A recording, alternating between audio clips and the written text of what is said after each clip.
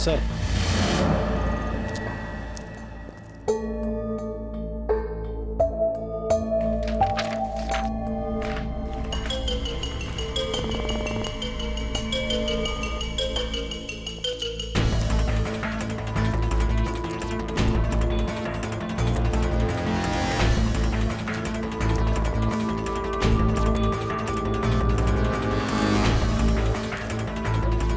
दरवाजा खोलो। अतुल,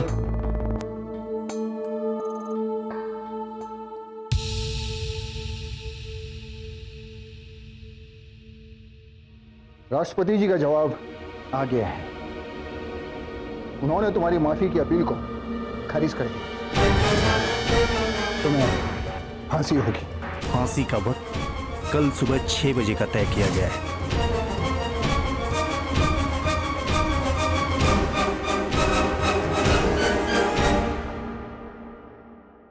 मैं तुम्हारी वाइफ को तुमसे मिलने की परमिशन दे दूंगा। कल की तारीख तय की गई है। मैं निर्दोष हूं साहब।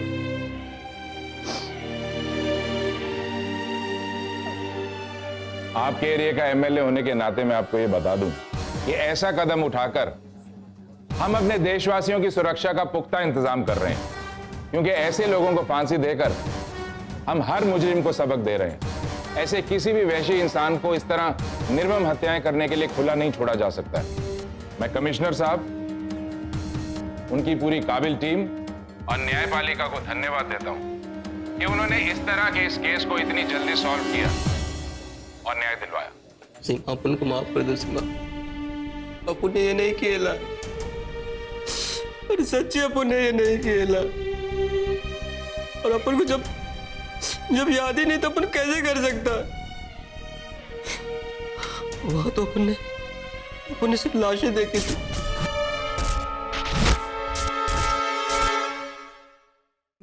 जानते हो आप ऐसा कभी नहीं कर सकते, कभी नहीं। आप किसी की जान नहीं ले सकते। लेकिन कोई नहीं मानेगा। सब खत्म हो गया है। हे भगवान, कोई तो हमारी मदद करो। इस दुनिया में कोई तो होगा जो हमारी मदद करेगा।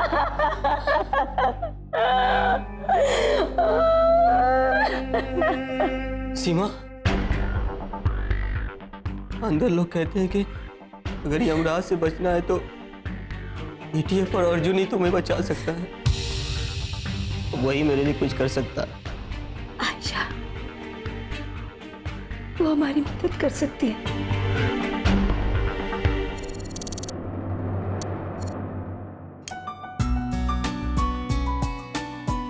Merry Christmas, everyone.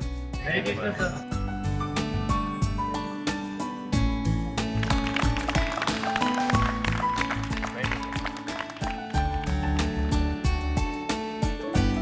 Come on, have the cake.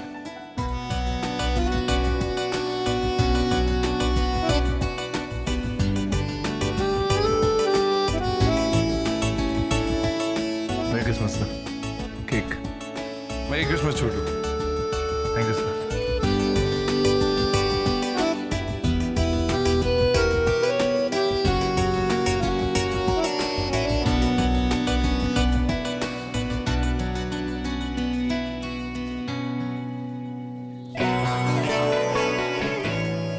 Merry Christmas.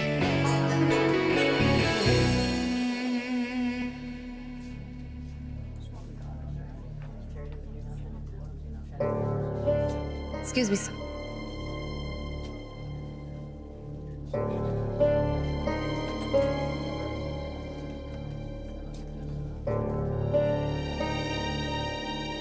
Shri यार क्या हो ना? हाँ?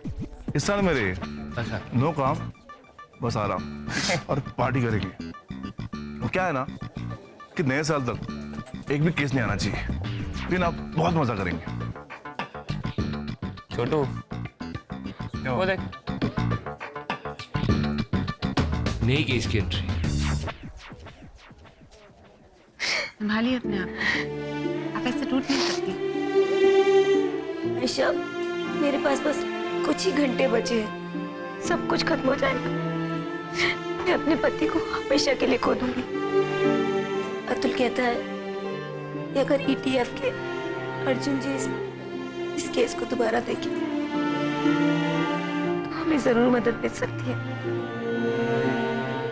देखिए, मैंने ईटीएफ अभी अभी ज्वाइन किया है, लेकिन मैं पूरी कोशिश करूंगी। I promise. मुझे एक बार अर्जुन जी से मिलवा दो बस। मैं तुम्हारे प्लीज ऐसा मत कीजिए। क्या बात है, आप मुझसे क्यों मिलना चाहती थी? साहब, मैं अतुल दांडेकर की पत्नी हूँ। अतुल दांडेकर, जिसे फांसी होने वाली है।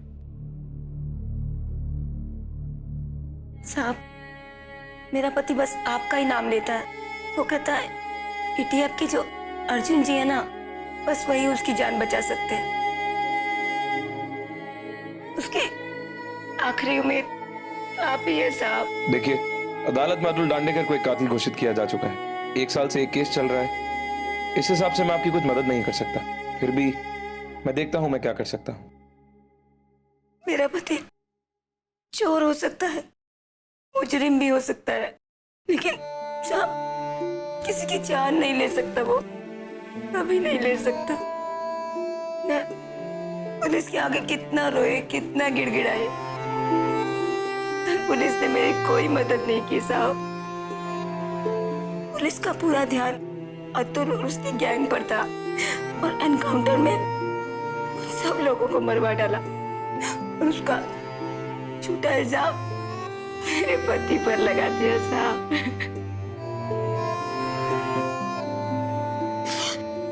साहब, मेरे पति तो कभी हथियार भी नहीं रखता था अपने पास, और उस घटना में जितने भी लोग मारे गए सबकी गोली मारकर हत्या हुई है साहब। गोली मारकर। हाँ, उसे मैंने कभी हथियार के साथ नहीं पकड़ा।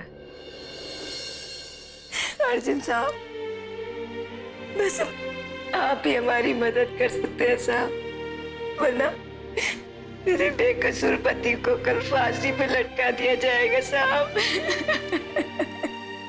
देखिए, मैं कोई वादा तो नहीं कर सकता, लेकिन जो कुछ भी हो सकता है मैं वो करूंगा। धन्यवाद साहब।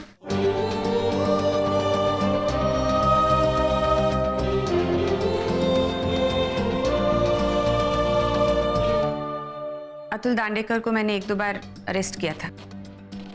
तब उसकी वाइफ की मदद भी की थी, फाइनेंशियली यू नो, क्योंकि जब अतुल जेल में था तो उसकी वाइफ की हालत बहुत खराब थी। आज वो मुझसे मदद मांगने आई है क्योंकि मैं ईटीएफ में हूँ। बट आई टोल्ड हर कि ईटीएफ मैंने अभी अभी ज्वाइन किया है। मुझे अभी ये तो नहीं पता कि हम उसकी मदद कैसे करेंगे, लेकिन अगर वो बेकसूर है तो मैं कोशिश जरूर करूंगा। मुझे याद है, वो एक डरपोक किस्म का चोर था, किसी की जान नहीं ले सकता। इनफैक्ट उसके गैंग में 2 और लोग भी थे।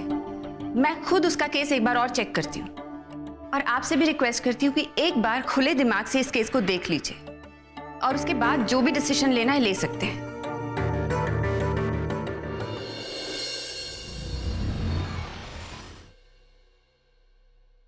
हमें एक दोषी को निर्दोष साबित करना है। सर, हमारे पास टाइम नहीं है। कल सुबह उसे फांसी दे दी जाएगी। जो भी करना है हमें आज रात को ही करना होगा। एक बंद केस को क्यों खोलना चाहते हो तुम लोग? एक ओपन और शट केस था, इसमें डाउट की कोई भी गुंजाइश नहीं बची थी।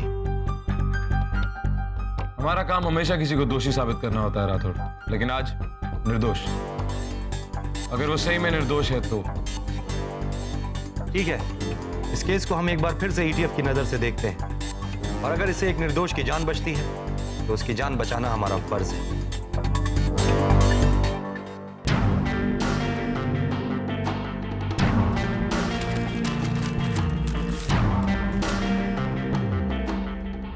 इन पे इल्जाम पास नहीं होते लोगों को मारने की है, एक पूरे का पूरा परिवार। इसलिए शायद इन्हें ये लगा कि एक डरपोक इंसान ऐसे ब्रूटल काम कैसे कर सकता है।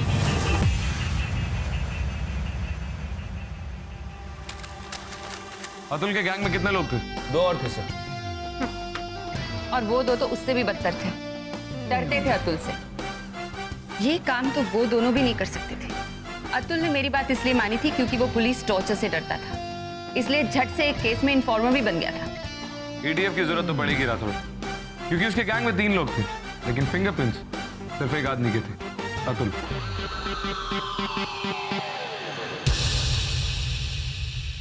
कहीं कुछ छूट रहा है राठौड़।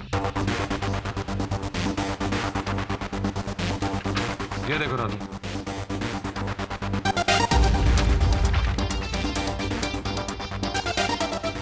हमें वहां जाना होगा। क्यों, कुछ मिला क्या? टाइम बहुत कम बचा है छोटू, इसलिए हमें 2 हिस्सों में बट के काम करना होगा। मैं और श्री मर्सी विला जाएंगे जब वो हत्या आएगी। श्री, इंस्पेक्टर शिंदे को भी वहीं बुला, वही आदमी है जो इस केस की तहकीकात कर रहा था। इस केस के बारे में सबसे ज्यादा वही जानता है। सर, मैं कमिश्नर साहब को फोन करता हूँ, देखता हूँ वो क्या मदद कर सकते हैं।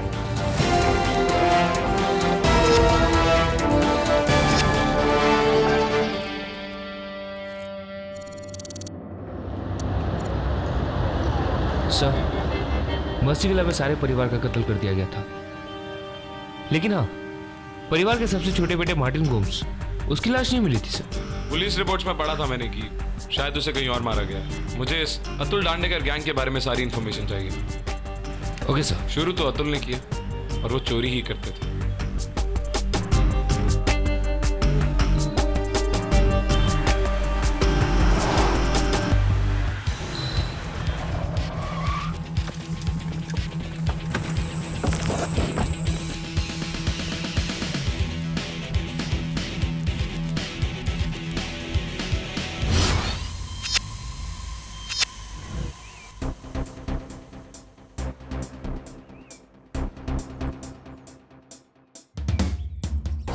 ये दरवाजा पुलिस ने तोड़ा है, इसको तोड़ के अंदर घुसी, और ये ताला भी पुलिस ने ही लगवाया है।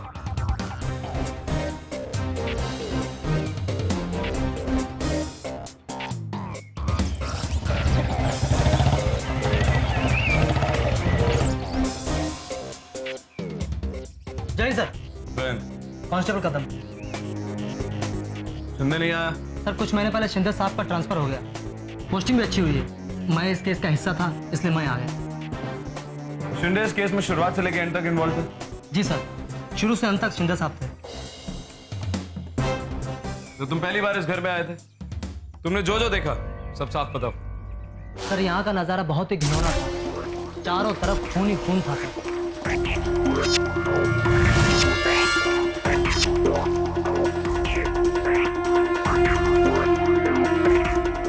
कदम, हो साहब। फॉरेंसिक टीम को बुला। जी सर। और सुन, जी। मीडिया को अंदर मत आने देना।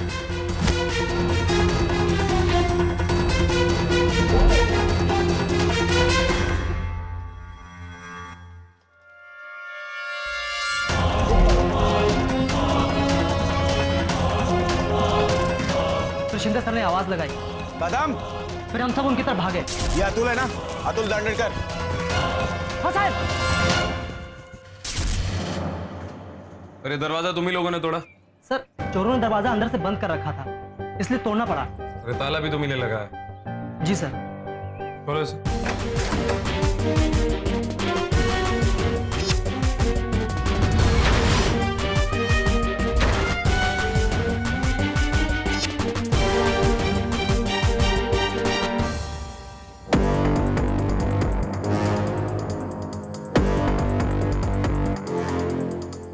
अतुल दांडेकर गए, इन लोगों का कामयाबी का कारण इन लोगों का प्लानिंग था सर, लेकिन मकसद हमेशा चोरी। और जो लोग यहाँ रहते थे मिडिल क्लास थे सर, लेकिन कत्ल से पहले इन लोगों को पैसों की बहुत प्रॉब्लम हो रही थी। कदम। जी सर। क्या क्या चोरी हुआ था इस घर से? सर, कुछ कैश गया था, टीवी, कंप्यूटर और कैमरा वगैरह। उस दिन के बारे में आप लोगों को कुछ भी याद नहीं है, पर थोड़ा थोड़ा याद आ रहा है। वो मर्सी विला के गार्ड ने अपन को फोन किया था साहब, उसी से मिलने गया था। इस तरह की हर एक टिप को फॉलो करते थे तुम? हाँ साहब, अपन का फोन नंबर बहुत कम लोगों के पास होता था, कुछ गैंग मेंबर्स और इक्का दुक्का ऑफिसर्स के पास। इसीलिए अपन के लिए हर फोन कॉल काम का होता था साहब, और किसी भी घर का टिप मिले तो अपन उधर जाके उधर का काम करता था साहब। शिंदे साहब को बताने का बहुत कोशिश किया, लेकिन वो माना ही नहीं। बहुत मारा साहब।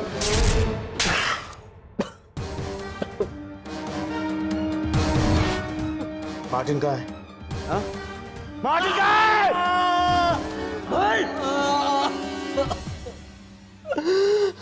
मर्सी विला में घुसा ये तो याद है, लेकिन उसके बाद अपन को चोट कैसे लगी और अपन दरवाजे के पास कैसे पहुंचा, अपन को कुछ नहीं याद साहब, अपन को कुछ नहीं याद। तू जितना जल्दी सच बोलेगा ना तेरे लिए अच्छा होगा, वरना और भी कई हथकंडे आते हैं हमें सच उगलवाने के। साहब आप ही अपन को बचा सकते हो, अपन ने किसी को नहीं मारा, अपन बिल्कुल निर्दोष है साहब, अपन निर्दोष है।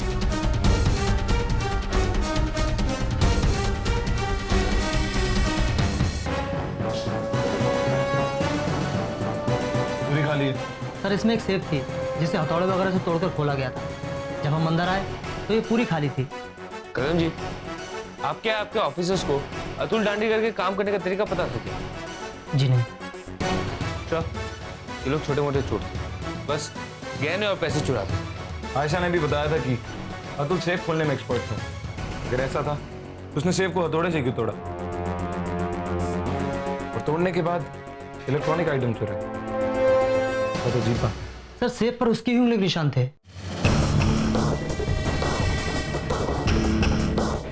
अतुल के साथ और कितने लोग घुसे थे इस घर में? सर जहाँ तक मुझे पता है 2 लोग और थे। तो ये बताने की जहमत उठाएंगे कदम जी की सिर्फ अतुल की उंगलियों के निशान इस घर पे क्या कर रहे हैं, और बाकी दोनों की उंगलियों के निशान कहाँ गए? सर मैंने तुम्हारी रिपोर्ट नहीं पढ़ा, इसीलिए मैं इस घर पे आना चाहता था श्री।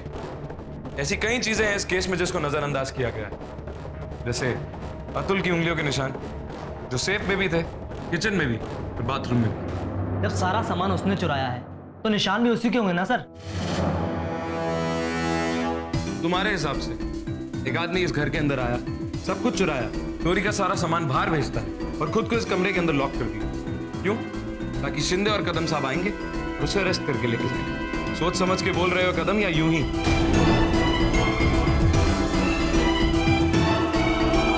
शिंदे और उसकी टीम ने कांता मामा से बात की। कांता मामा? किस तरह की इन्वेस्टिगेशन करते हो तुम लोग? कांता मामा वो आदमी है जो अतुल और उसकी गैंग का सारा चुराया हुआ सामान बेचता था। ये ओपन एंड शट केस नहीं था श्री, ये केस ओपन होते ही शट कर दिया गया। इस केस में ऐसी कई चीजें हैं जिन पर ध्यान नहीं दिया गया, जैसे अतुल की उंगलियों के निशान कुछ और ही कहानी बताते।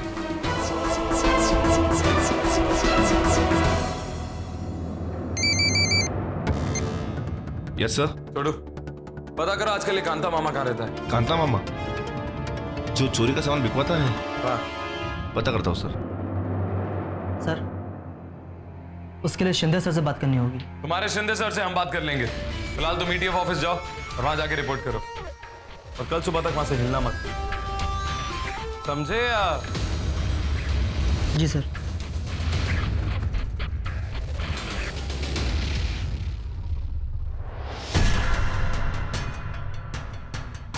नेबर्स ने पुलिस को बताया था कि इस परिवार का सबसे छोटा बेटा मार्टिन फोटोग्राफर था।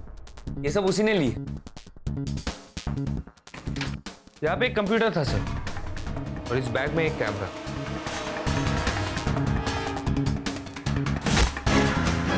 इस डब्बे में क्या है श्री?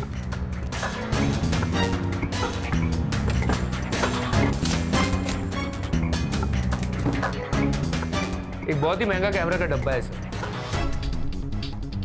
मुझे भी फोटोग्राफी का शौक था सर, ये सब मैंने बुक्स में पढ़ा।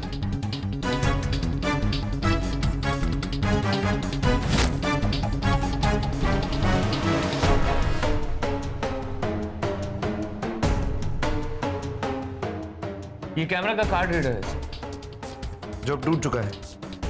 एनीवेज एविडेंस के तौर पे रखो।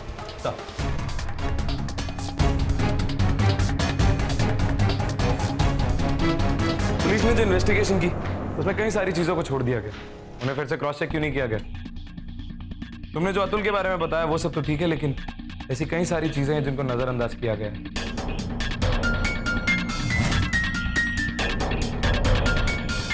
कामयाब चोरों का गैंग जो आगे का दरवाजा बंद करके पीछे के दरवाजे से क्यों भागेगा? वो भी तब जब उस जगह के बारे में उन्हें बहुत अच्छी तरह पता होता है जहां वो चोरी करने वाले हैं।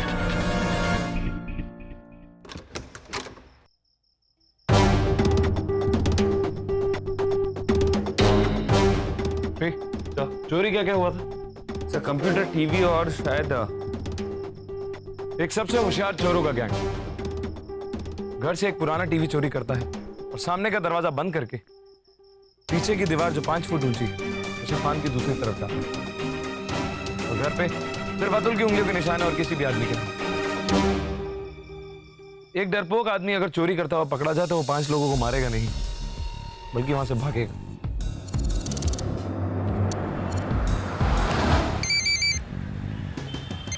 हाँ आयशा, मैं यहाँ अटॉर्नी जनरल के ऑफिस पहुँच गई हूँ। लेट हो गया लेकिन लकीली हमसे मिलने के लिए राजी हो गए। ठीक है, जैसे ही मिलो मुझे बताना कि क्या बात हुई। Yes sir. दीवार की दूसरी तरफ देखते हैं क्या। चलो।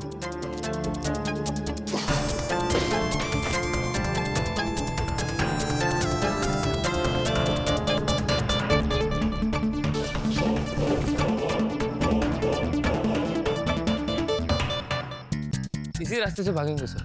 नहीं श्री, ये रास्ता सीधा सड़क पे लगे नाके पे जाता है, बल्कि आगे के दरवाजे से रास्ता कॉर्पोरेट पार्क की तरफ, जहाँ से भागना बहुत आसान होता है। तो यहाँ से क्यों भागेंगे?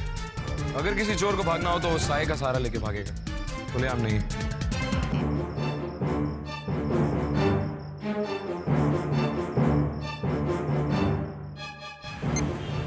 Yes sir.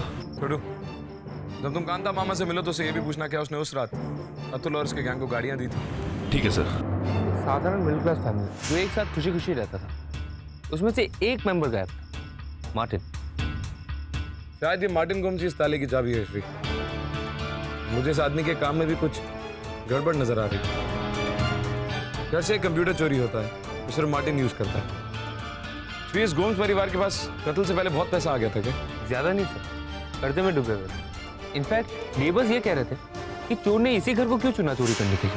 और इस साधारण परिवार के पास कहीं से एक असाधारण और बहुत ही महंगा कैमरा आ जाता है। श्री, अतुल और मार्टिन दोनों की कॉल रिकॉर्ड चेक करो। वही कर रहा हूँ सर, अतुल के फोन रिकॉर्ड से डायरेक्टरी को मैच कर रहा हूँ। और मार्टिन के फोन रिकॉर्ड? मार्टिन ने ज्यादातर कॉल्स घर पे किया था और एक नंबर पे Manisha Mohan, wild life magazine के एडिटर है।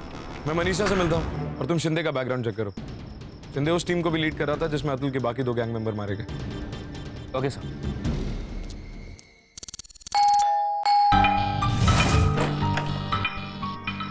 जी कहिए। ACP Arjun, emergency task force.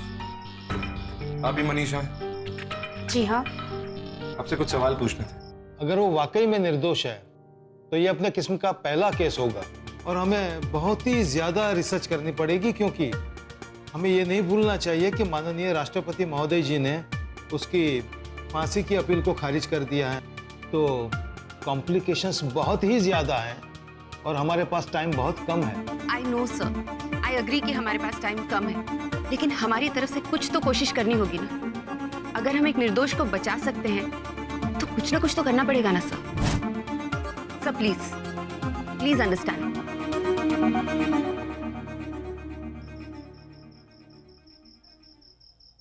पता नहीं घर है या नहीं। यही घर है छोटू, तुम दरवाजे पे जाओ, मैं वहां से कवर करता हूँ। Okay sir.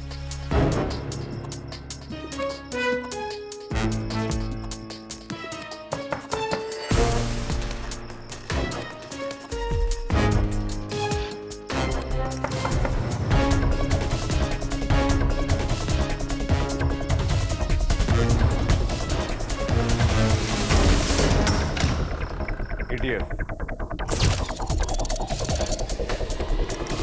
अबे रुक। साहब मैं शरीफ आदमी हूँ साहब। अच्छा तो शरीफ है। शरीफ आदमी पुलिस लेके भागता है क्या?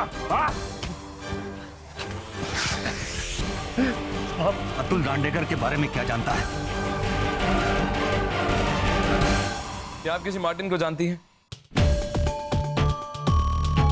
Martin Gomes, right? मार्टिन शौकिया तौर पे जानवरों की तस्वीरें खींचता था। और मेरे पीछे हाथ धो के पड़ा था कि मैं उसकी तस्वीरें अपने मैगजीन में छापूं। फोटोज और अच्छे हो सकते थे, शायद इसलिए कि क्योंकि वो ओल्ड कैमरा यूज करता था। फिर अचानक से उसने नया कैमरा खरीदा और फिर कुछ अच्छी तस्वीरें निकाली। मैं उसके चोरी का माल बेचता था साहब। आखिरी चोरी के माल का क्या किया था उसने? कुछ पता नहीं, मैंने पेपर में और टीवी में देखा था। उसके बाद कुछ पता नहीं चला क्या हुआ साहब। क्या अतुल इलेक्ट्रॉनिक्स आइटम चुरा कर आता था? वो पुराने किस्म का चोर था, वो तो बस केवल पैसे और गहने ही चुराता था। आखिरी चोरी से पहले उसने तुझसे कहा था कि वो क्या माल लेके आने वाला है? साहब वो बहुत ही डरपोक था और पुलिस के डर से वो पहले से हर चीज सेट करके रखे रहता था। मुझे उसने कुछ नहीं बताया था साहब।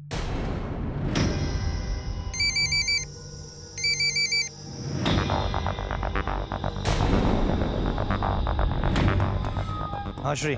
सर, इंस्पेक्टर शिंदे की कुछ इंफॉर्मेशन मिली है। लाइन पर हो श्री, मैं राउते को भी कॉन्फ्रेंस पे लेके आता हूँ। वो आखिरी फोटो यहाँ कब लेके आया था? लैपटॉप में डेट चेक करनी पड़ेगी। वो सारी फोटोग्राफ्स मैंने सेव जरूर करके रखी है।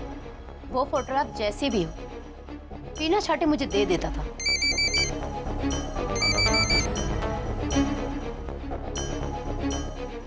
हेलो राउते, श्री लाइन पे है। उसके पास एक इंपॉर्टेंट इंफॉर्मेशन है।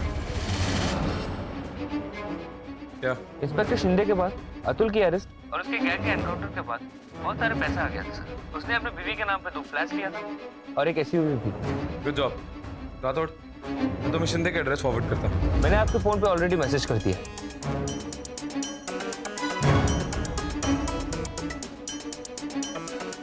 आखिरी चोरी से पहले कोई गाड़ी दी थी तुमने उसे? हाँ साहब, मैं उसे गाड़ी देता था ताकि वो माल के साथ पकड़ा ना जाए, क्योंकि सर उस वक्त उसने हमसे गाड़ी नहीं मांगी थी। हाँ, आखिरी बार उसने बस एक क्लिक में फ्लेमिंगोस की खींची हुई तस्वीरें दी थी, लेकिन उसके बाद मार्टिन का कुछ पता नहीं चला। फिर मैंने टीवी पे सुना कि क्या हुआ। दिखाइए।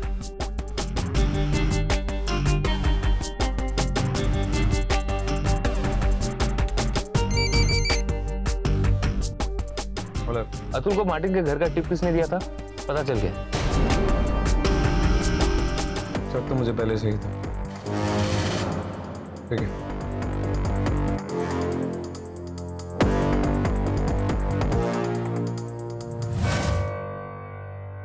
यूजुअली मार्टिन आपको सारी फोटोग्राफ्स दिया करता था, लेकिन इस बार इस फोटोग्राफ्स के फोल्डर को देख के ऐसा लगता है कि उसने आपको सारी फोटोग्राफ्स दी नहीं। इसमें से कई ऐसी फोटोग्राफ्स हैं जो गायब हैं, क्योंकि इस फोल्डर की जितनी भी पिक्चर्स हैं वो एक सीक्वेंस में नहीं है। आप इस बारे में कुछ जानती हैं? जहां तक मुझे याद है उसने उस दिन महंगा कैमरा खरीदा था, पर फिर भी पता नहीं क्यों झलाया हुआ था। उसके पास एक लिफाफे में एक चिट्ठी थी। उसने मुझसे कहा कि वो ये लेटर घर पे छोड़ने आया था। ठीक उसी के अगले दिन उसकी फैमिली का मर्डर हुआ था। क्या वो लेटर आपके पास अभी भी है? हाँ, ऑफिशियल कम्युनिकेशन थी वो, तो इसलिए मैंने रिकॉर्ड फाइल में रखा है।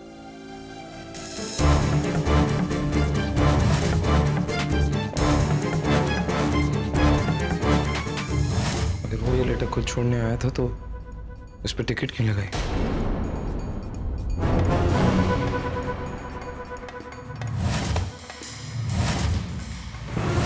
ये चिप का एक छोटा सा हिस्सा होता है जिसमें बहुत सारे डेटा स्टोर होता है। शायद मार्टिन ने खुद एक बहुत बड़ा सुराग देके गया है। राइट।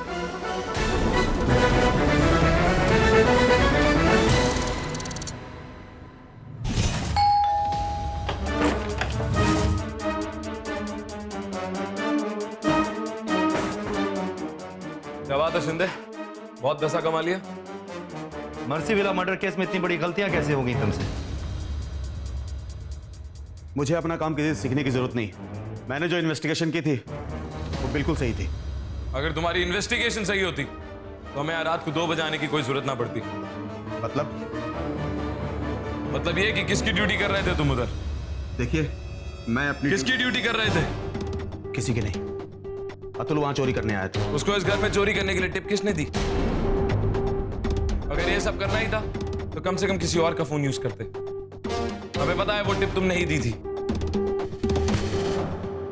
एक घर में एक पुलिस ऑफिसर एक मर्डर की इन्वेस्टिगेशन करता है और उसके बाद उसी घर में चोरी करने के लिए एक चोर को टिप देता है। शर्म आनी चाहिए तुम्हें खुद को पुलिस वाला बोलते हुए। छोड़ू चला घेऊन जा। चल।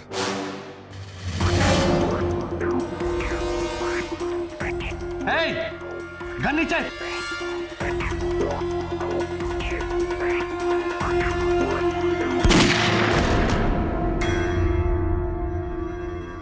बुज़दिल कहीं का।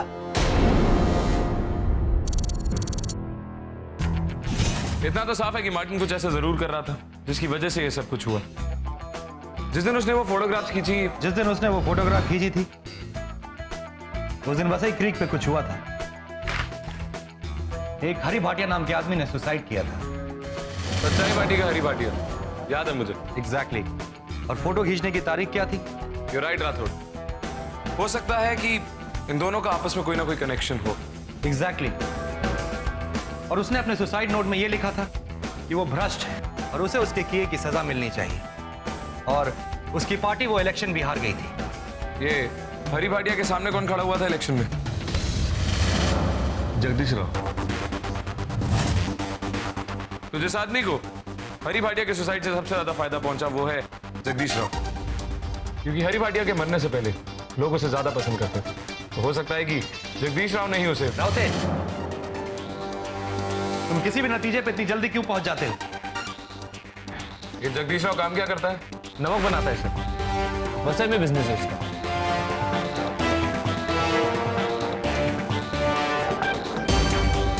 सर माइक्रोवेव प्रोसेस हो गई है, मैं अपने लैपटॉप से एलसीडी में कनेक्ट करता हूँ।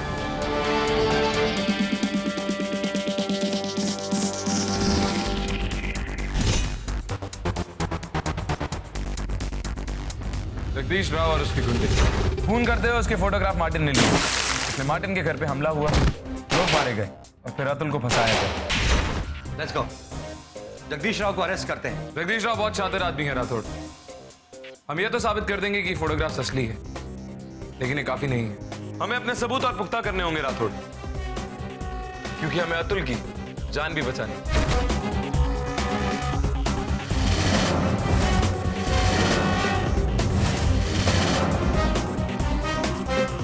अगर सबूत नहीं मिल रहा तो सही सोच के आधार पे भी सबूत खड़ा किया जा सकता है।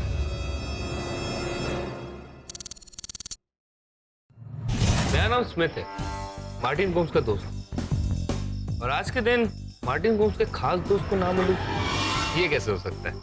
तुम मार्टिन गोम्स को जानते हो?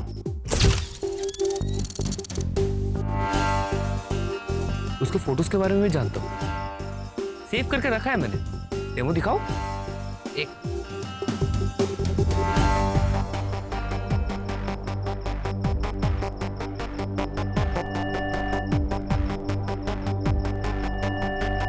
इतने दिनों के बाद मेरी याद कैसे आई? तब आप इलेक्शन नहीं जीते थे ना, अब एमएलए बन गए, फायदा तो अब है। तो क्या बोलते, फायदा करवाएंगे या मैं मान लेके चैनल चलूं? मैंने सारे फोटोज ले लिए थे, तुम्हारे पास ये कहां से है? गोम्स ने मुझे एक कॉपी देके रखा था। क्या डिमांड है? वही जो गोम्स का था, पैसा। लेकिन आपने जो मार्टिन के साथ किया था वो मेरे साथ करने की कोशिश मत करना। क्या मतलब? मार्टिन गायब है एमएलए साहब, जाहिर सी बात है आपने तो उसे जिंदा नहीं छोड़ा होगा। मुझे उसकी तरह मरना नहीं है, तो मैं आपसे कम पैसा मांगू। आप मुझे 5 लाख रुपए दे दीजिए, मैं हमेशा हमेशा के लिए चला जाऊँ। इस बात की क्या गारंटी है कि पैसा मिलने के बाद तुम वो डेटा कार्ड दे दोगे? इस बात की क्या गारंटी कि आप डेटा कार्ड लेके मुझे छोड़ दोगे? तुमने कम पैसा मांगा है, इसलिए मैं तुम्हें दे दूंगा।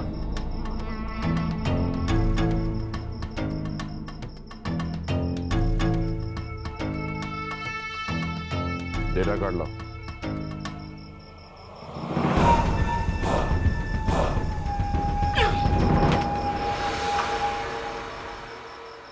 तुम नहीं भी दोगे तो हम छीन लेंगे। मैं कोई हरी भाटिया या मार्टिन गोम्स नहीं। तेरे साथ भी मैं वही करूंगा जो मार्टिन के साथ किया। तुझे भी नमक में उसके बाजू में काट दूंगा, लाश का भी पता नहीं चलेगा।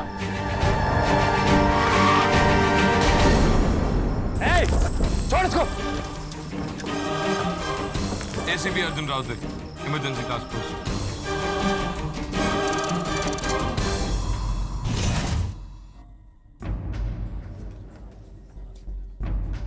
अतुल,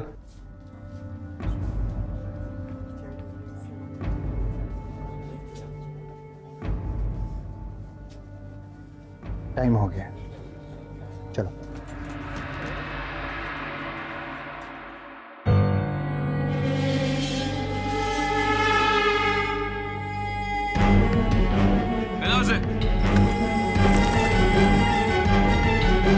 कमिश्नर साहब फोन नहीं उठा रहे। आईजी ऑफिस में मैसेज छोड़ा है मैंने। लगता है शायद अतुल को बचाने के लिए फिर मुझे ही एक फोन करना होगा।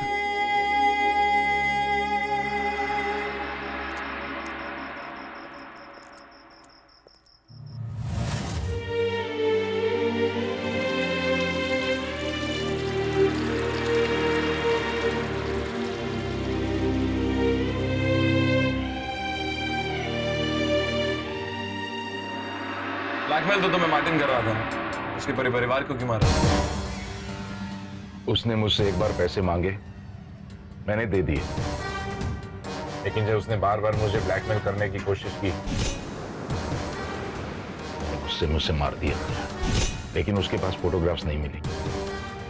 फिर मैंने उसके घर पर हमला किया और कंप्यूटर वगैरह ले लिया। और मुझसे कोई कड़ी ना जोड़े, इसलिए मैंने सबको मार दिया।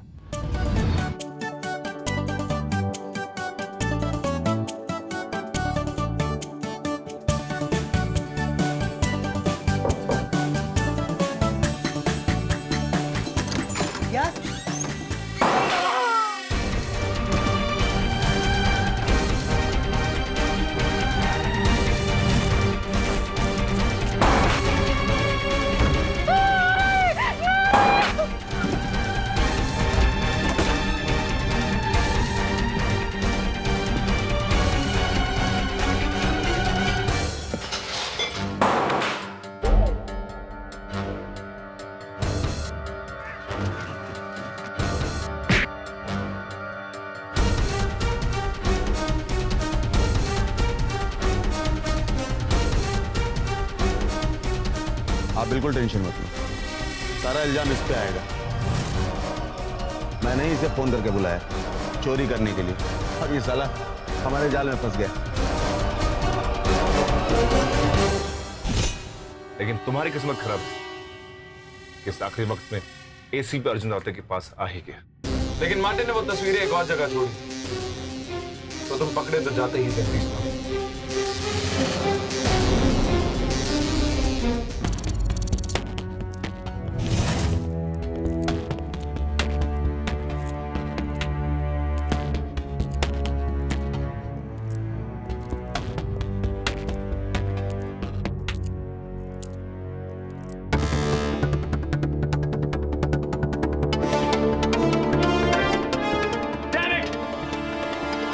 जेलर भी फोन नहीं उठा रहा है।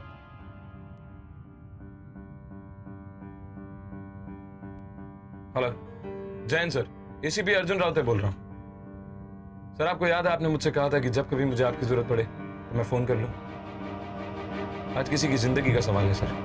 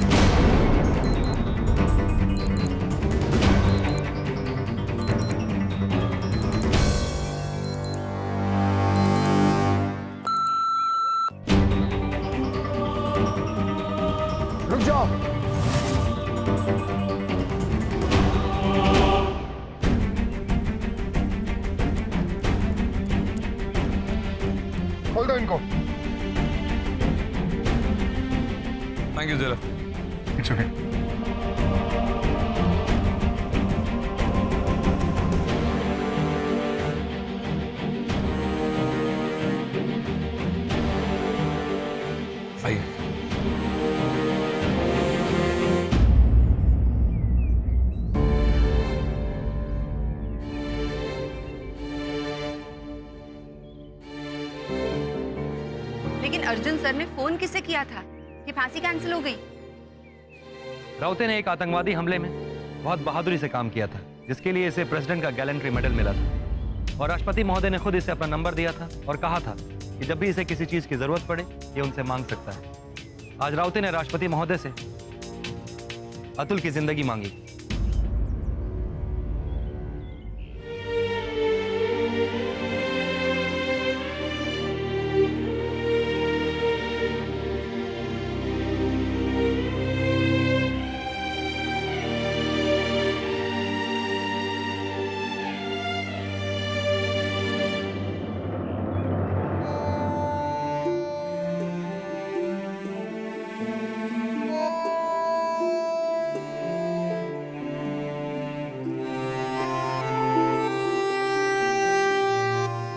साहब, आपने अपन की जिंदगी बचाई है, आपकी हमेशा जीत होगी साहब। जीत तो मेरी तब होगी अतुल, जब तुम जुर्म के रास्ते पे वापस नहीं जाओगे।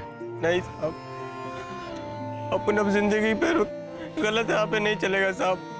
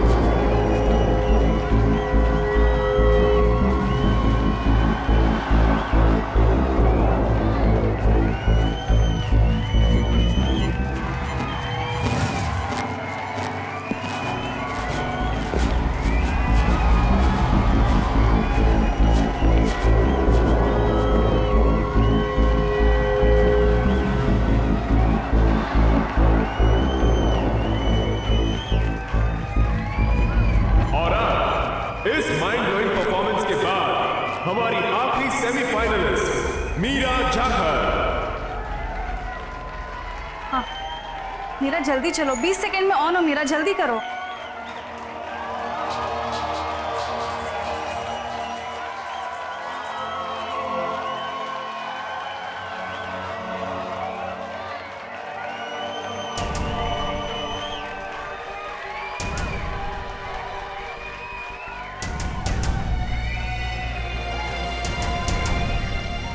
हाय, और मैं हूँ मीरा जाकर, और मैं अपनी जिंदगी में सबसे ज्यादा प्यार डांस से करती हूँ। जब भी डांस करती हूँ तो ऐसा लगता है जैसे मैं अपने भगवान के साथ एक हूँ। मेरी परफॉर्मेंसेस देखिएगा जरूर। Ladies and gentleman, Meera Jakhar के लिए तालियां।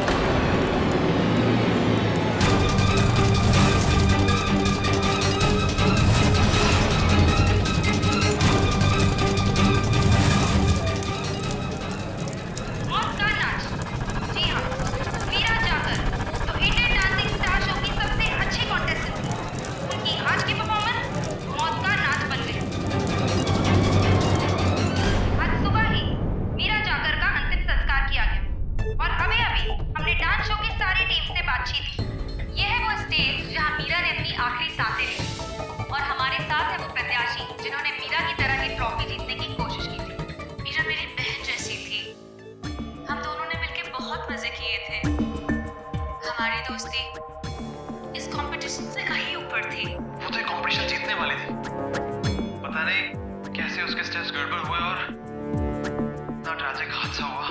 आपको पता है हम कितने मुश्किल दौर से गुजर रहे हैं। मीरा मीरा हम सबको छोड़ के चली गई। वो कहती थी कि जब वो डांस करती थी तो वो भगवान से मिलती थी, और ऐसा ही हुआ। हम अपने दुख को वर्ड्स में नहीं डिस्क्राइब कर सकते। देखिए प्लीज प्लीज आप लोग हमें अकेला छोड़ दें। मेरी बेटी दुर्घटना में नहीं मरी। उसने मुझसे कहा था कुछ बुरा होने वाला है, कुछ ना कुछ गड़बड़ है। पर अब हम कर भी क्या सकते हैं? पुलिस का कहना है कि ये सीधा सीधा दुर्घटना का केस है। सबूत के तौर पर उनके पास वीडियो भी है। मन में एक ही सवाल उठता है, अगर ये बात सच है तो फिर मीरा ने हमें शो से पहले ये क्यों बताया फोन करके कि उसे ऐसा लगता है जैसे जैसे कुछ बुरा होने वाला है? प्लीज प्लीज जैसा कि आप सब देख सकते हैं कि यहाँ सबको लगता है कि मीरा की मौत एक दुर्घटना थी, लेकिन उसके माँ बाप ये मानने को तैयार नहीं। सच क्या है? रहस्य कैसे खुलेगा? मीरा देश की ही नहीं बल्कि विदेश के दर्शकों की भी प्यारी थी। उसके फैंस का प्यार हमेशा उसके साथ रहेगा। भगवान उसकी आत्मा को शांति दे। कैमरामैन बसंत के साथ मैं दीपिका राव, टीवी न्यूज के लिए।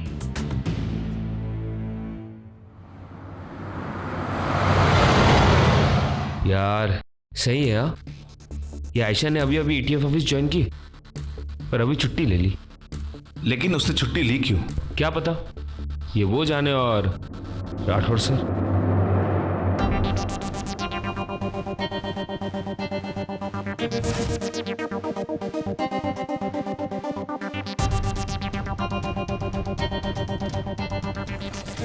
वीडियो में तो ये दुर्घटना ही लग रही है। डांस का डिजाइन ही कुछ ऐसा था कि मीरा आग का एक हिस्सा थी। हो सकता है कि ये एक एक्सीडेंट ही हो। अरे वाह राउते, पहली बार तुमने मेरी किसी बात पे अग्री किया है।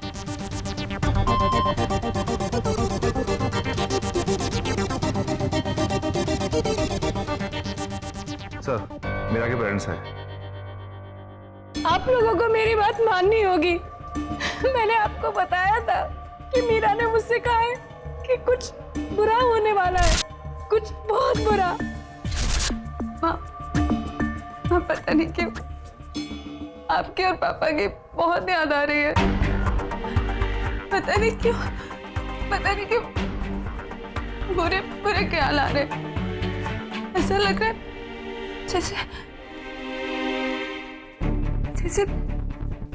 जैसे कुछ बुरा होने वाला है। माँ मुझे बहुत डर लग रहा है।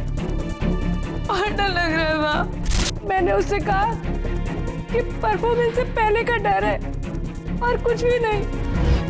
कॉन्फिडेंस से अपना डांस करो और फाइनल में सिलेक्ट हो जाओ, फिर तो हम लोग आ ही जाएंगे तुम्हारे पास। काश कि हमें उस समय पता होता कि उसका शक सही साबित होगा। सर ये सिर्फ एक दुर्घटना नहीं है सर प्लीज सर, ये सिर्फ एक दुर्घटना नहीं है। अगर ऐसा था तो आपने उससे परफॉर्म करने से रोका क्यों नहीं? गलती हो गई साहब, बहुत बड़ी गलती हो गई हमसे। अब हमें क्या पता था कि हम अपनी बेटी को हमेशा के लिए खोने वाले। अब से विनती करता हूँ सर आपको ये सच ढूंढ निकालना होगा सर, प्लीज। हमें पता है हमारा काम सच का पता लगाना है और वो हम करके रहेंगे। अब बस ये बताइए, आपको किसी भी कोई शक, कोई ऐसा जो उसे नुकसान पहुंचाना चाहता हो? नहीं तो सर। मीरा की सारी डिटेल चाहिए, फोन समरीज, बैंक समरीज, सब कुछ, उसका सामान भी। ये जो एक्सीडेंट हुआ पता नहीं कैसे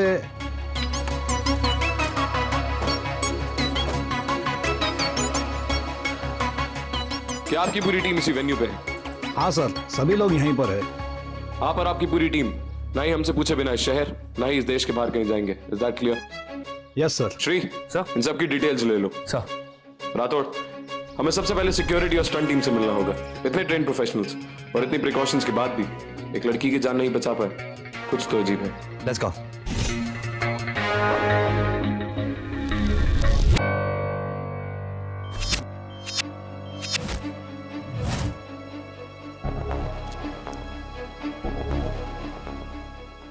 सर ये वो दोनों हैं। साहब हमने उसे बचाने की पूरी कोशिश की। वो इतनी डरी हुई थी कि खुद को बचाते बचाते वो गिर गई साहब। ये देखिए साहब, उसे बचाते बचाते मेरा हाथ भी जल गया साहब। स्टंट मैंने भी पूरी कोशिश की थी साहब उसे बचाने वो की। अपना जवाब खुद दे सकता है। आपकी ट्रेनिंग है ऐसे हादसों से डील करने की, फिर भी उस लड़की को बचा क्यों नहीं पाए? सच बात तो ये है सर कि हमें बहुत देर के बाद पता चला कि मीरा के शरीर में आग लग गई है। उसका डांस ही कुछ ऐसा था, हमारा विश्वास कीजिए। हम जो कर सकते थे वो हमने किया सर। मीरा सबसे अलग लड़की थी साहब, सबसे अलग। उसका बर्ताव कभी कभी अजीब हुआ करता था साहब। एक दिन उसने मुझे बाहर जाने से मना किया। शायद उसे आभास हो गया था कि मेरे साथ कोई दुर्घटना होने वाली है, लेकिन मैंने उसकी बात नहीं मानी साहब और मैं बाहर चला गया और उसी दिन मेरा एक्सीडेंट हो गया साहब। शायद तब वो मुझे बचाना चाहती थी, अब मैं उसे नहीं बचा पाया साहब, नहीं बचा पाया। हम हर तरीके से सेफ्टी का ख्याल रखते हैं सर। कल हमने डांस की रिहर्सल भी करवाई थी और सब कुछ ठीक हो रहा था सर। लेकिन हाँ, उसका टेंस नेचर हमेशा हमें टेंशन में डाल देता है। मैंने उसे समझाया भी कि तू ऐसे खतरनाक स्टंट्स मत कर, लेकिन उसने हमारी एक न सुनी। उसे तो बस हर हाल में ये शो जीतना ही था। ठीक है, तुम लोग जाओ।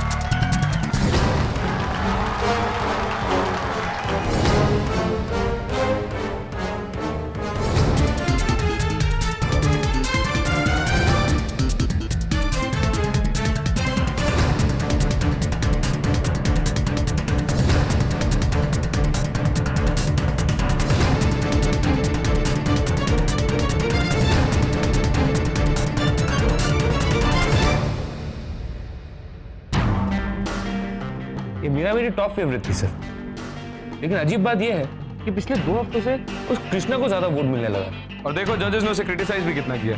कई बार जनता अंडरडॉग्स को सपोर्ट करती है और हारने वाले को वोट करती है। कृष्णा को इतने ज्यादा वोट्स क्यों मिल रहे हैं, हमारे लिए ये अहम सवाल नहीं है। बिल्कुल है राठौर। अचानक से वोटिंग पैटर्न में इतना बड़ा बदलाव। जो सारे वोट्स पहले मीरा को मिल रहे थे अब कृष्णा को मिल रहे हैं, और वो भी उस कंटेस्टेंट को जिसको जजेस ने सबसे ज्यादा क्रिटिसाइज किया। तो अजीब नहीं लगा? श्री, वोटिंग रिकॉर्ड चेक करो। सर,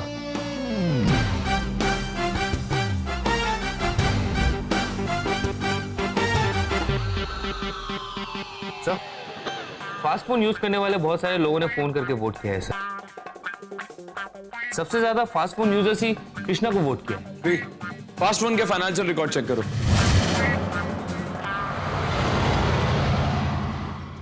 हाँ श्री। सर, फास्ट फोन के सीईओ के बैंक अकाउंट में 30 लाख रुपए डिपॉजिट हुआ है। ठीक है, एक काम करो, छोटू को बोलो कि पता करे कृष्णा आनंद का है। हाय, मैं हूँ कृष्णा। चला शूटिंग बंद करा, खूब झालं, बहुत हो गया। चलो आप? तुमने तो कहा था कि तुम्हारी और मीरा की दोस्ती कंपटीशन से कहीं ऊपर है। तो तुम्हारे फादर ने फास्ट फोन को 30 लाख रुपए क्यों दिए वोट्स खरीदने के लिए? क्या ये सच नहीं है? ये क्या कह रहे हैं आप?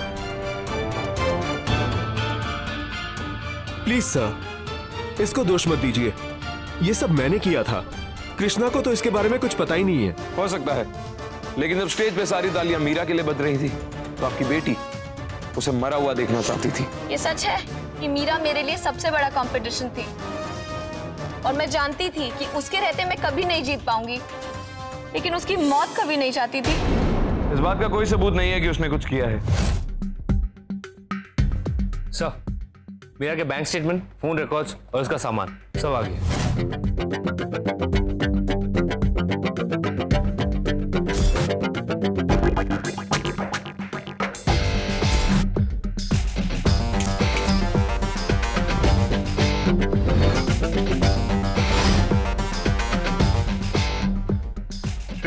चेक करो डॉक्टर तलवार किस चीज की डॉक्टर है और उनका क्लिनिक कहाँ है।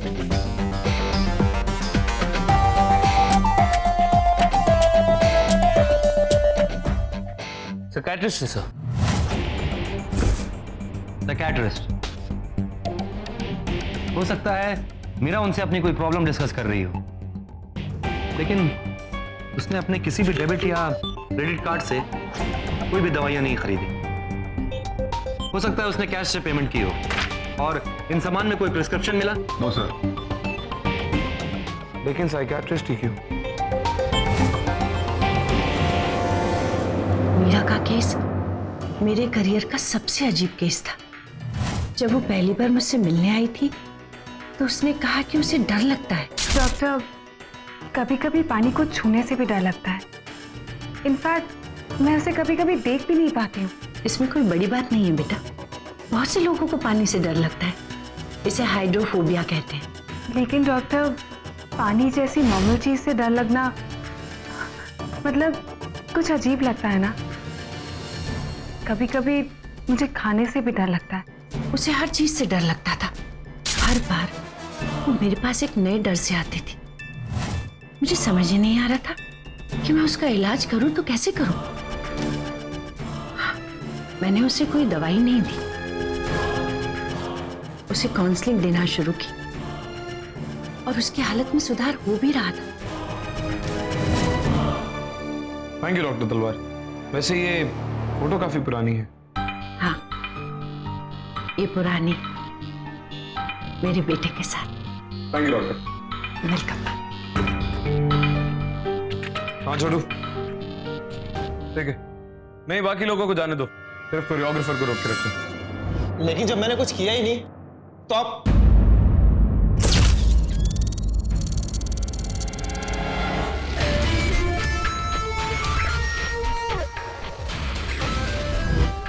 सर, वो कंटेस्टेंट स्मिथ और इसका आज सुबह झगड़ा हो गया था। सर, वो स्मिथ इसे कुछ घूस देने की बात कर रहा था। सर देखिए, मैंने कुछ नहीं किया सर। सर वो स्मिथ ने मुझे ऑफर किया था सर, लेकिन उसकी मैंने कोई भी ऑफर सब ठुकरा दी सर। सच बोलिए, वरना इंटरोगेशन रूम में सच उगलवाने के और भी तरीके आते हैं हमें। ये सब इन दोनों की वजह से हुआ है और खासकर ये स्मिथ की वजह से। सिली बॉय। मीरा ने मुझे बोला कि मैं एलिमिनेट हो जाऊंगा। कैन यू इमेजिन, मुझे, और मैं एलिमिनेट हो गया। गड़बड़ वो कर रही थी, मैं नहीं। मुझे कहती थी कि उसने मुझे एलिमिनेट होते हुए देखा है। What nonsense. मुझे पता था उसने कोई जादू टोना करके मुझे बाहर करवाया है। इसीलिए जब मैं वापस आया और मेरे लक ने साथ दिया वाइल्ड कार्ड एंट्री से, मैंने डैड को कहा खरीद लो सालों, ताकि वो हारे और मैं जीतूं। Shut up! जब तुम्हारे मन की नहीं हुई तो गुस्से में तुम उसे मारने के लिए तैयार हो गए। नहीं सर, हमने कोरियोग्राफर को पैसा ऑफर किया, मगर हम किसी को मारेंगे क्यों, जबकि हमारे पास इतने पैसे हैं कि हम जब चाहें जिसको चाहे खरीद सकते हैं। शर्म नहीं आती आपको? आपका बेटा है ये सीख दे रहे हैं आप इसे। कल को अगर ये किसी को खरीद नहीं पाएगा तो आप इसे जान से मारने के लिए कहेंगे। डिस्गस्टिंग। स्मिथ ने कुछ किया ये मुश्किल लगता है सर, क्योंकि वो अपने परफॉर्मेंस के बाद 10 लाख के वॉच खरीदने लगा और बहुत और कुछ खरीदने लगा।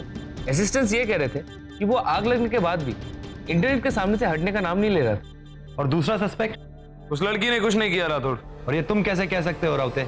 क्योंकि मैंने श्रीनीति को इन्वेस्टिगेट किया है। और तुम ये बताना जरूरी भी नहीं समझते हो कि तुम किसी से सवाल करने जा रहे हो?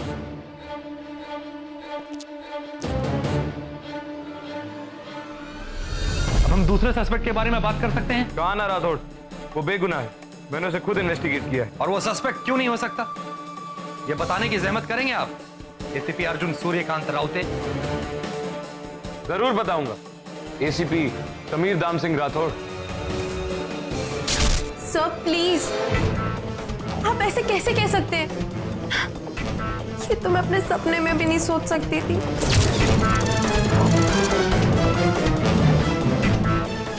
क्या किसी ने मीरा को धमकी दी या किसी भी तरह से परेशान किया हो? उसने मुझसे ऐसा कभी कुछ बोला नहीं सर।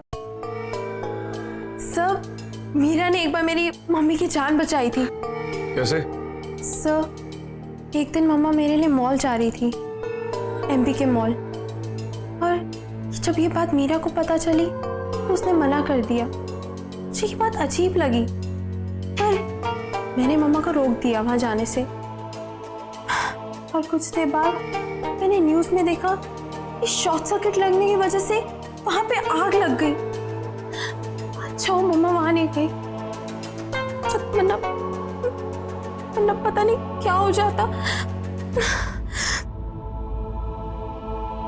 सर, मीरा मैजिशियन थी, मैजिशियन।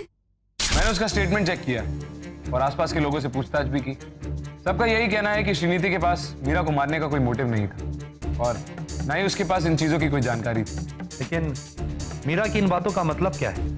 जो कोई भी मीरा को जानता था, सबने हमें एक ही बात बताई कि मीरा आगे क्या होने वाला है उसको अच्छी तरह देख लेती थी। कुछ लोग इस बात को मानते थे, कुछ नहीं, और कुछ उसका मजाक भी उड़ाते थे, क्योंकि ये मानना कि कोई फ्यूचर देख सकता है, चाहे फ्लैशेस में ही सही, बहुत मुश्किल है। Dead and. सारे एविडेंस और सस्पेक्ट्स एक्सीडेंट की तरफ इशारा कर रहे हैं।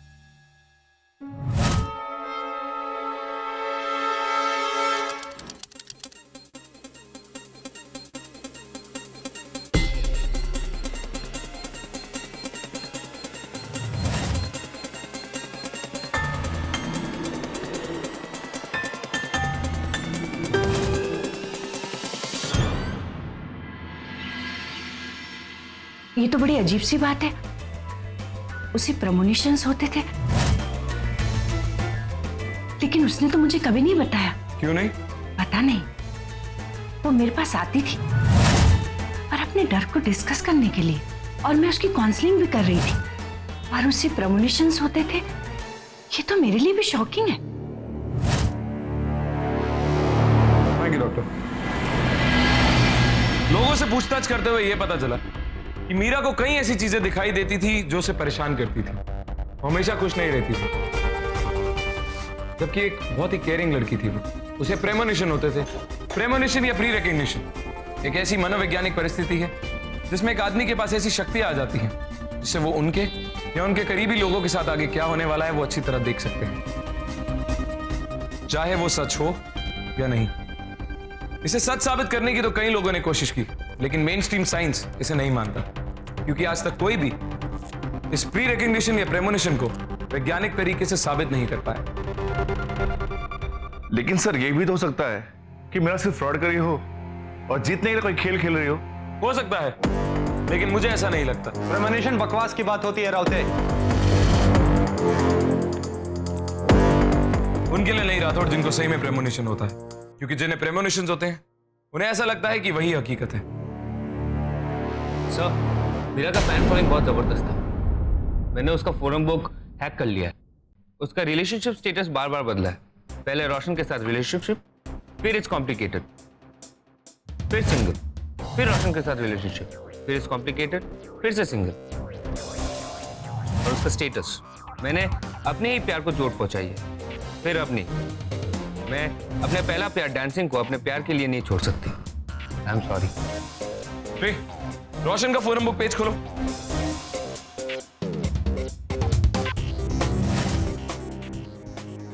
उसका तो फोरम पेज है ही नहीं। जब तक रिपोर्ट्स नहीं आती हमें रोशन से पूछताछ करनी होगी।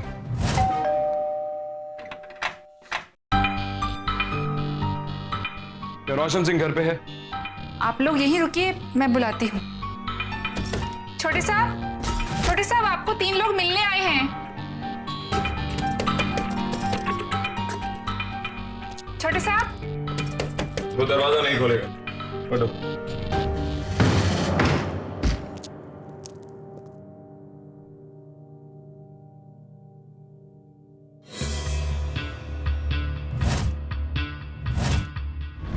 रोशन हम ईटीएफ के ऑफिसर्स हैं और मीरा के केस की इन्वेस्टिगेशन कर रहे हैं, और इस इन्वेस्टिगेशन में हमें तुम्हारी मदद चाहिए।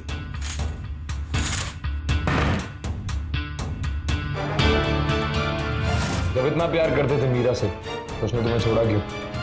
क्योंकि मैं मीरा के लिए बहुत पॉजिटिव था। वो एक डांसिंग स्टार थी और मैं जानता था कि बहुत से लोग उसे गलत निगाहों से देखते थे। सड़क पे चलती थी तो लोग उसे पहचानते थे और मुझे लगता था कि ये सब चीजें धीरे धीरे उसे मुझसे दूर ले जा रही है। तो तुमने उसे डांस और तुम में से किसी एक को चुनने को कहा, राइट? हाँ, और उसने डांस को चुना। और तब तुमने एक ऑब्सेसिव लवर की तरह उसे जान से मारने की ठान ली। कैसी बात कर रहे हैं? मैं उसको मारने का कभी सोच भी नहीं सकता। बहुत प्यार करता हूं मैं मीरा से। सर, इसमें एक पुलिस रिपोर्ट है और मेडिकल रिपोर्ट भी है।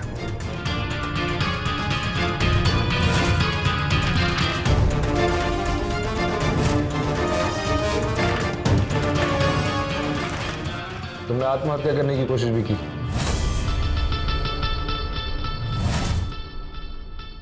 जवाब दो रोशन, क्या तुमने ऐसा किया? हाँ, कि मैं मीरा के बिना नहीं रह सकता था।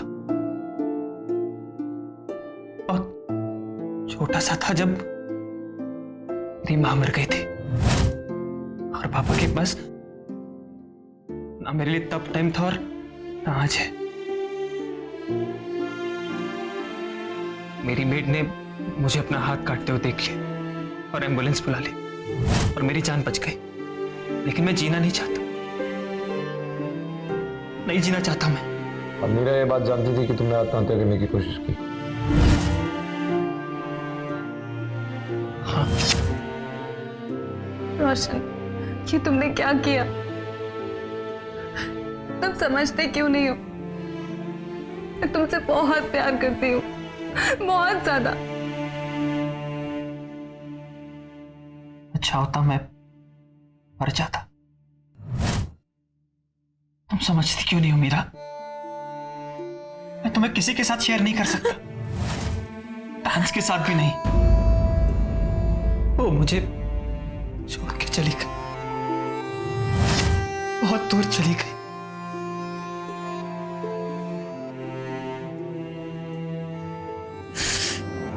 सर, क्या हालत हो गई उसकी? चलो इसकी डिटेल चेक करो, कामवाली से पूछताछ करो और उसके फादर से मिलो। सर, रोशन ने कुछ भी गड़बड़ नहीं की है। शायद पड़ोसी ने उसे बहुत टाइम से घर से निकलते हुए देखा नहीं। अभी 2 हफ्ते पहले देखा था। पता किया कि हॉस्पिटल गया था ड्रेसिंग करने के लिए। सर, हमारे पास जो मीरा का सामान है उसका क्या करें? असिस्टेंट से कहो कि उसके घर वालों को सारा सामान लौटा दे, लेकिन सामान लौटाने से पहले कपड़ों की और बैग की जेब चेक कर ले। अभी थोड़ा ज्यादा हो गया। मीरा की मौत एक दुर्घटना थी, दिमागी बीमारियां थी उसे, और कोई भी सुराग किसी भी शक की तरफ इशारा नहीं करता। मेरी टीम बिना बात के इस केस में अपना वक्त बर्बाद कर रही है। मीरा के माँ बाप को लगता है कि ये कोई दुर्घटना नहीं, और मैं तब तक ये केस नहीं छोड़ूंगा जब तक ये केस सॉल्व ना हो जाए, चाहे इसमें टीम साथ दे या नहीं।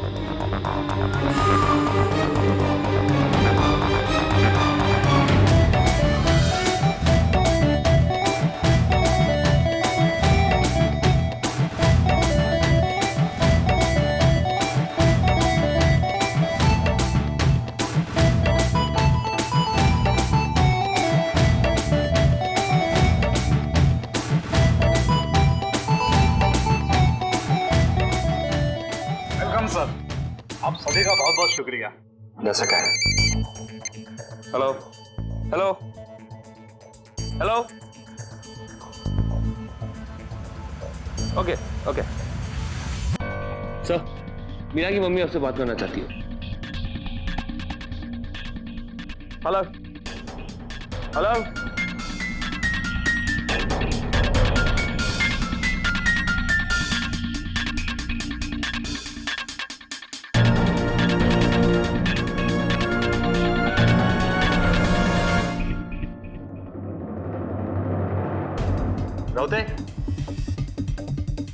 रौते कहाँ है? सर, वो तो चले गए।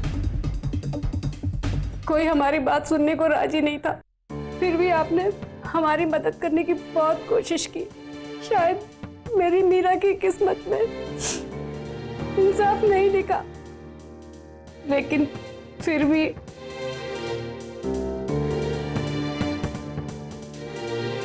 उसकी और हमारी तरफ से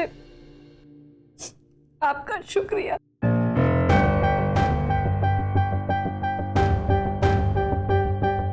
ठीक है सर, अब हम लोग चलते हैं।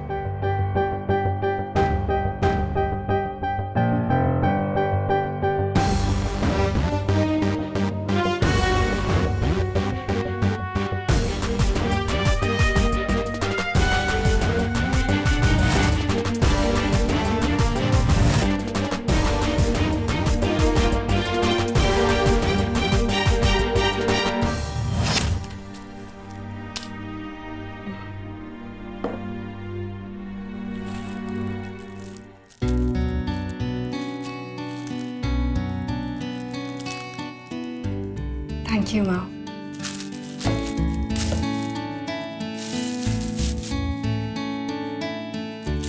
मीरा, आ रही हूँ।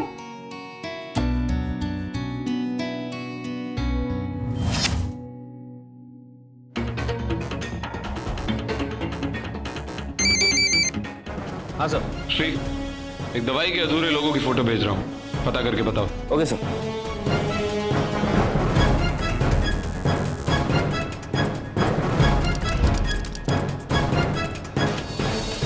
इस दवाई के फॉइल के बारे में कुछ जानते हैं आप? याद नहीं साहब, लोगों को पूरा होता तो बता देते। हाँ श्री। सर, कंपनी का नाम फैक्टर्ड है। कौन कौन सी दवाई बनाती है ये कंपनी? 5 दवाई बनाती है सर। एक हार्ट के लिए, एक लिवर के लिए, एक मल्टीविटामिन, एक पेन किलर और एक जोड़ों के लिए। इसमें से तो ऐसी कोई भी दवाई नहीं है जो मीरा लेती हो। श्री, पता करो कि ऐसी कोई दवाई थी जो ये कंपनी पहले बनाती थी और अब बंद कर चुकी हो। हाँ सर, एक एंटी डिप्रेशन, डेप्रेसोवेराफिन। डेप्रेसोवेराफिन? ये दवाई तो बैंड है, इसे बेचने की तो बिल्कुल इजाजत नहीं है। और सर, ये दवा कुछ केसेस में और डिप्रेशन ला देती है, जहाँ पे लोगों को ऑलरेडी प्रीमोनिशन और बुरे सपने आ रहे होते होंगे। ठीक है श्री। आपको ये मिली कहाँ से?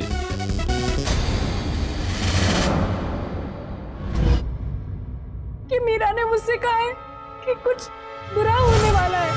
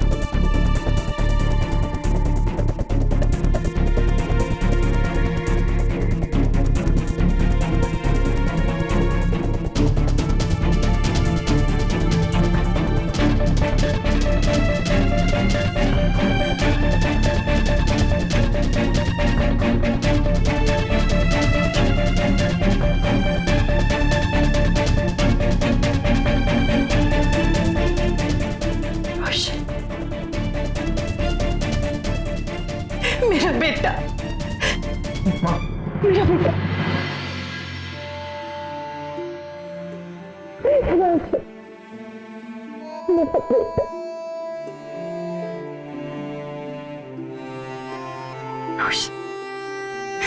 बेटा, जब तेरे पापा ने मुझे तलाक दिया था तो मुझे विश्वास ही नहीं था कि कभी तुझसे मिल पाऊंगी।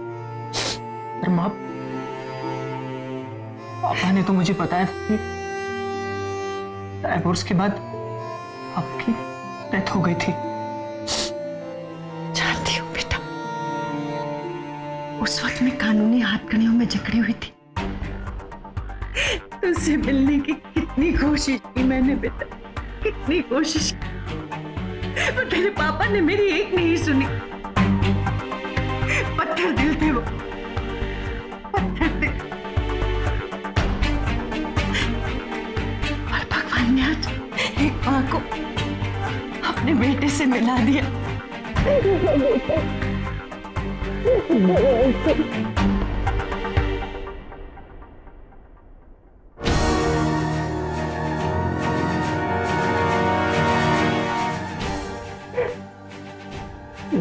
पर अब मीरा तो अपने माँ बाप से कभी नहीं मिल पाएगी ना?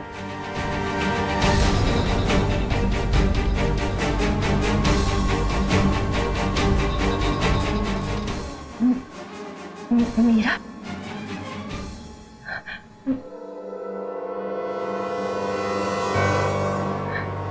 रोशन, मेरी सुनो रोशन, रोशन, रोशन रुक जाओ रोशन, मेरी आपने मीरा को क्यों मारा माँ?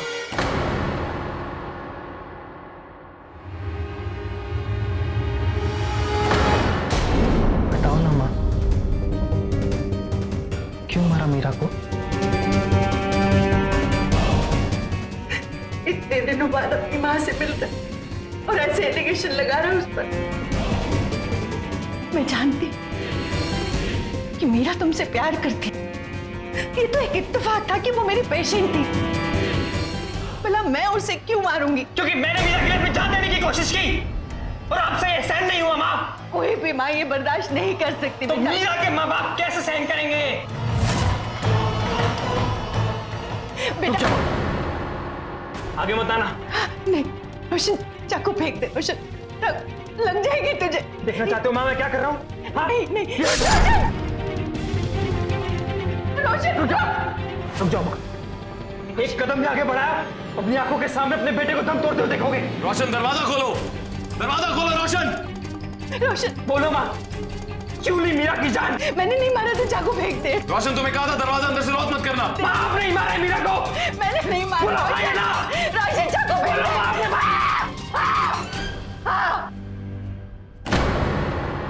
हाँ मैंने मारा उसे। गुड्डू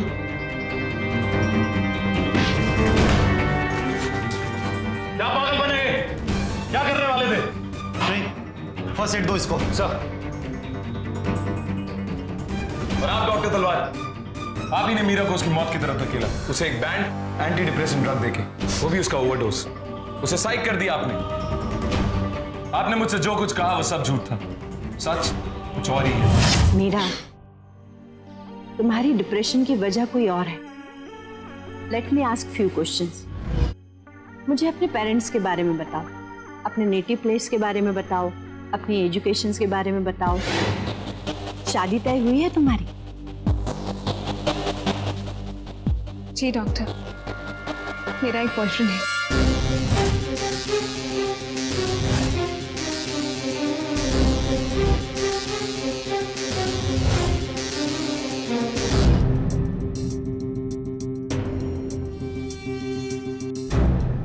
ठीक है मीरा, मैं तुम्हें अच्छी सी दवाई दे देती हूँ।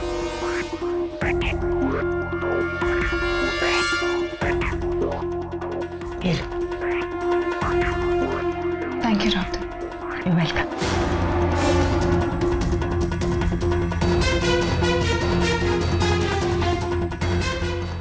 जाओ मीरा,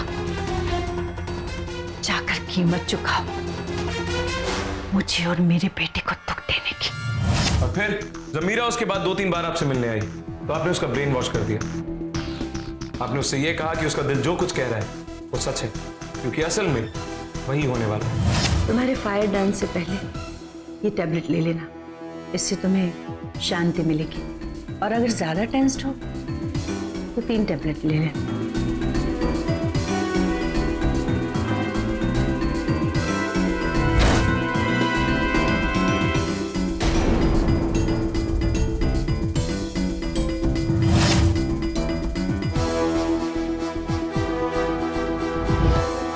डॉक्टर तलवार ने ही मीरा की जान ली है राठौड़। अरेस्ट कर लो इन्हें।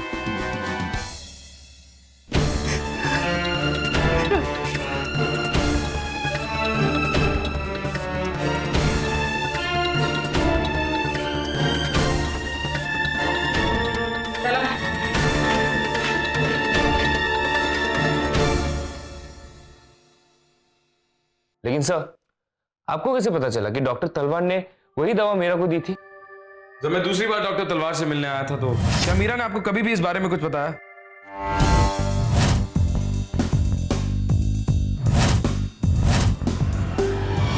रोशन डॉक्टर तलवार का बेटा है, ये कैसे पता चला? जब हम उसके घर गए तो उसकी बचपन की एक तस्वीर दिखी। उस तस्वीर में जो लड़का था वही लड़का डॉक्टर तलवार के कमरे में पड़ी एक तस्वीर में भी था। उसके बाद जब रोशन के माँ बाप का बैकग्राउंड चेक किया तो ये पता चला कि उसके माँ बाप का तलाक हो चुका है, उसकी माँ के किसी सस्पेक्टेड अफेयर की वजह से। लेकिन उसकी माँ की मौत का जिक्र कहीं भी नहीं था। तो टुकड़े जुड़ने लगे।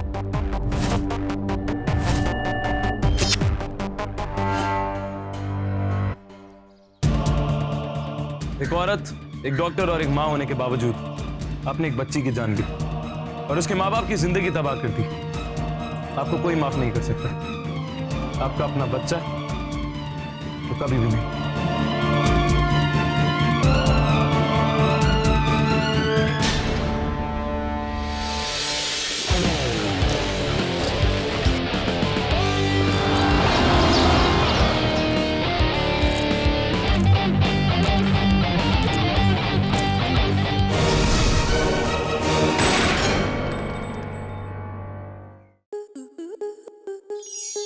आपके मनोरंजन पर अब नहीं लगेगा कोई ब्रेक। स्टार प्लस के बेहतरीन शोज देखने के लिए लाइक, शेयर और सब्सक्राइब करें स्टार प्लस यूट्यूब पेज को।